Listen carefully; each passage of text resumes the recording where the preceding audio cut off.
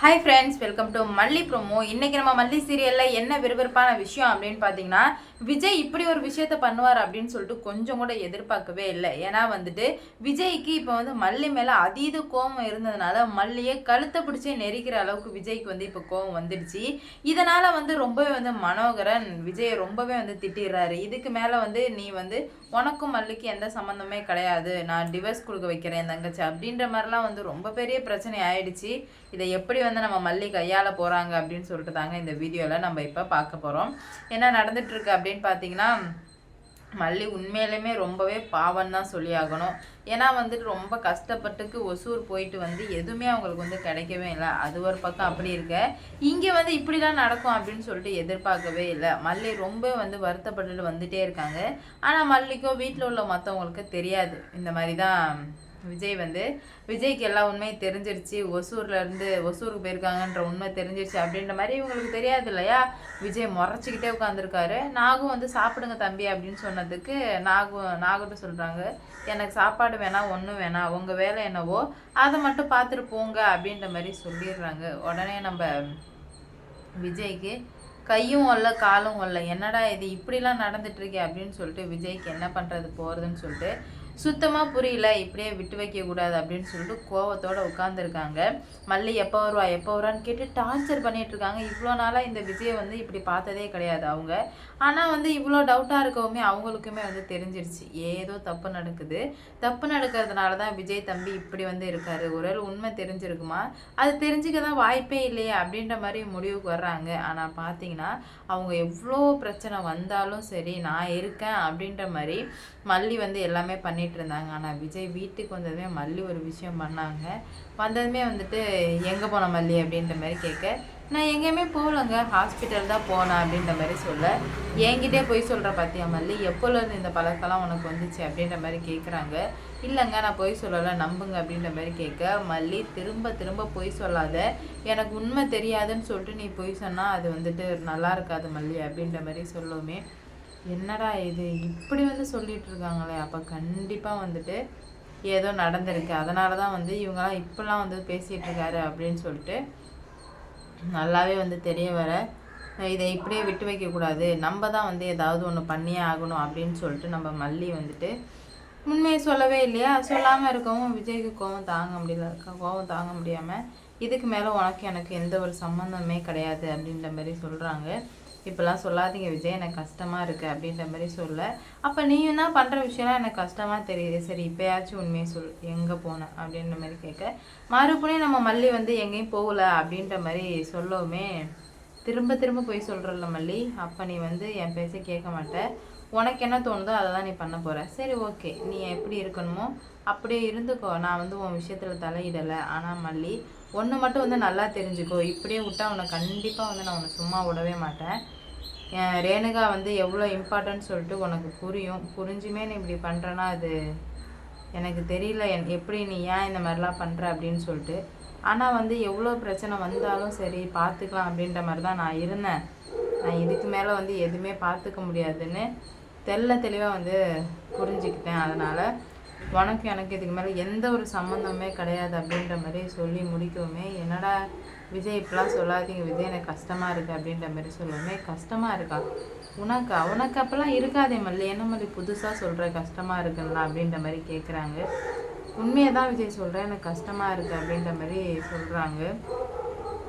இல்லை மல்லி உனக்கு கஷ்டமாக இருக்க வாய்ப்பே இல்லை, எனக்கு தெரியும் உனக்கு நான் முக்கியம் கிடையாது, உனக்கு யாரையாச்சும் குறை சொல்லணும் ஏதாவது பண்ணணும், அது மட்டும்தானே மல்லி முக்கியம் அப்படின்ற மாதிரி கேட்க, இல்லை விஜய் நீங்கள் ராங்காக அண்டர்ஸ்டாண்ட் பண்ணியிருக்கீங்க அப்படி இப்படின்ற மாதிரி மட்டுமே சொல்கிறாங்க.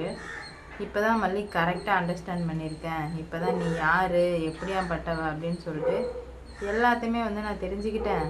அதனால் இதுக்கு மேலே என்னை ஏமாற்றணும்னு நீ முடிவு பண்ணால் அது உன்னோட முட்டாள்தனம் மல்லி அப்படின்ற மாதிரி சொல்லி முடிக்கிறாங்க. ஆனால் பார்த்தீங்கன்னா நம்ம விஜய்க்கு மனசே கேட்கல. இன்னமும் நீ என்கிட்ட உண்மையை சொல்லிட்டு கழுத்தை பிடிச்சி நெரிக்கிறார் கோபத்தில். என்ன பண்ணுறதுனே தெரியாமல் கழுத்தை பிடிச்சி நெரிக்கவுமே ரொம்ப கன்ஃபியூஸ்ட் ஆகிடுறாங்க. என்னடா இது, மனோகர் மாப்பிள்ளை இந்த மாதிரிலாம் பண்ணாதீங்க இதெல்லாம் ரொம்ப தப்பு மாப்பிள்ளை அப்படின்ற மாதிரி சொல்கிறாங்க. இதில் நீங்கள் தலையிடாதீங்க அப்படின்ற மாதிரி சொல்லி முடிக்கிறாங்க. நான் ஏன் தலையிடக்கூடாது, ஏன்னா எனக்கு தெரியும் நீங்கள் எல்லாம் என்ன பண்ணுறீங்க போகிறீங்கன்னு சொல்லிட்டு எனக்கு நல்லாவே தெரியும். அதனால் நான் ஏன் வந்து தலையிடக்கூடாது அப்படின்ற மாதிரி கேட்டு முடிக்கிறாங்க. இருந்தாலுமே வந்து நம்ம மல்லி வந்து சொல்கிறாங்க, விஜய் நீங்கள் ரொம்ப பெரிய தப்பு பண்ணிட்டீங்க. இதுக்கு மேலே வந்து உங்களுக்கும் எனக்கு எந்த சம்மந்தமே கிடையாது. உங்களை காப்பாற்றணும் அப்படின்னு சொல்லிட்டு தான் நான் இவ்வளோ போராடினேன். ஆனால் நீங்கள் இப்படி பண்ணுவீங்கன்னு நான் எதிர்பார்க்கவே இல்லை விஜய் அப்படின்னு சொல்லிட்டு ரொம்ப வந்து வருத்தப்பட்டுட்டு இருக்காங்க. என்ன நடக்க போகுது, என்ன மாதிரி வந்து கொண்டு போக போகிறாங்க அப்படின்னு சொல்லிட்டு வெயிட் பண்ணி பார்க்கலாம். கூடிய சீக்கிரமாக எல்லாத்துக்கும் ஒரு முடிவு கிடைக்கும் நான் நம்புகிறேன். நீங்கள் என்ன நம்புறீங்கன்னு சொல்லிட்டு கமெண்டில் சொல்லிட்டு போங்க. எவ்வளோ பிரச்சனை வந்தாலும் பார்த்துக்கலாம் அப்படின்ற மாதிரி தான் இருந்தாங்க. ஆனால் இதுக்கு மேலே வந்து பார்த்துக்கவே முடியாது அப்படின்ற மாதிரி தெளிவாக தெரிஞ்சு போயிடுச்சு. அதனால தான் இவ்வளோ போராட்டங்கள் வந்து ரொம்ப வந்து தீவிரமாக நடந்துகிட்ருக்கு.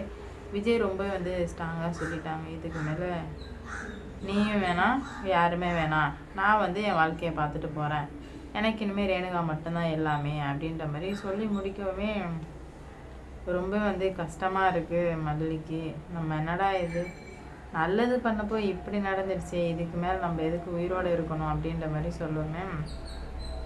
மனோகரன் வந்து எல்லா தப்புக்கும் நான் தான் காரணம், தங்கச்சி எதுவும் சொல்லாத மாப்பிள்ளன்னு சொல்லவே, எனக்கு தான் தெரியுமே நீ தான் எல்லாத்துக்கும் காரணம், எல்லா வேலையும் பண்ணிகிட்ருக்கேன்னு எனக்கு தான் தெரியுமே அப்படின்ற மாதிரி சொல்கிறாங்க. இல்லை மாப்பிள்ளை, எல்லாமே உன்னோட நல்லதுக்காக தான் பண்ணேன், ஆனால் வந்து அது இவ்வளோ தப்பாக போய் முடியும் நான் எதிர்பார்க்கவே இல்லை மாப்பிள்ளை அப்படின்ற மாதிரி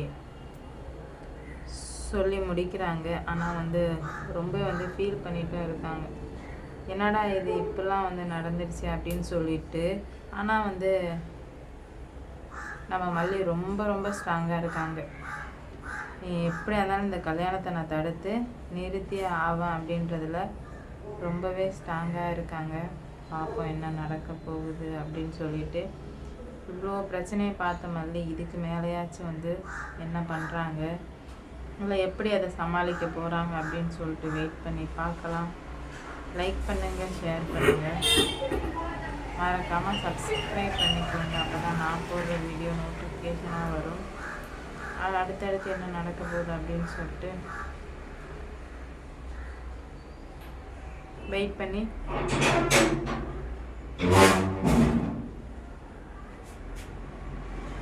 பார்க்கலாம். மறுபடியும் இவ்வளோ மோசமாக வந்து நிலைமைக்கு ஆளாக்கப்படுவாங்கன்னு தெரியல. பார்ப்போங்க என்ன நடக்க போகுது அப்படின்னு சொல்லிட்டு. லைக் பண்ணுங்கள், ஷேர் பண்ணுங்கள், மறக்காமல் சப்ஸ்கிரைப் பண்ணிக்கோங்க. நான் போடுற வீடியோ நோட்டிஃபிகேஷனாக வரும். அடுத்தடுத்து என்ன நடக்க போகுதுன்னு பார்க்கலாம்.